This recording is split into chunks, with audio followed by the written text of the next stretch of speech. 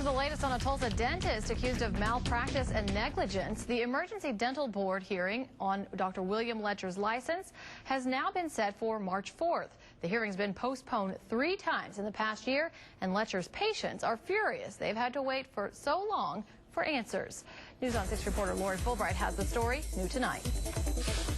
4 months. I paid all that money for 4 months care. The meeting of former Dr. William Letcher patients at times became emotional as people talked about spending $15,000 to $50,000 for work by Dr. Letcher that broke, caused them pain, infections, and had to be repaired for thousands more. There's resin he's put over natural teeth that's cracking and chipping and breaking, and when we go to have that resin tech off, we're not even sure if we can save those teeth.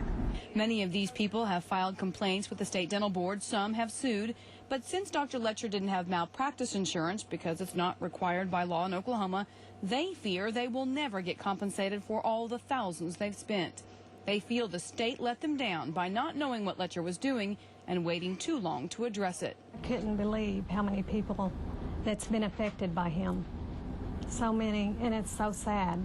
The state dental board put Dr. Letcher on probation in 1995 and suspended his license for a year in 2000. He has not been practicing since the last round of complaints filed earlier this year. The board says his hearing was postponed most recently because Dr. Letcher was in rehab. Even if the board takes his license away this go-round, that's not enough for some of these people who say they have suffered so much. I'd like to see him put in jail.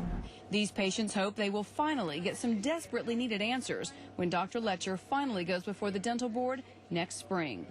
Lori Fulbright, News on 6 Tonight. These patients want lawmakers to pass a law next year that requires dentists to have malpractice insurance in Oklahoma. Dr. Letcher's attorney tells us he is very proud of his work and has many satisfied patients and looks forward to vindicating his name.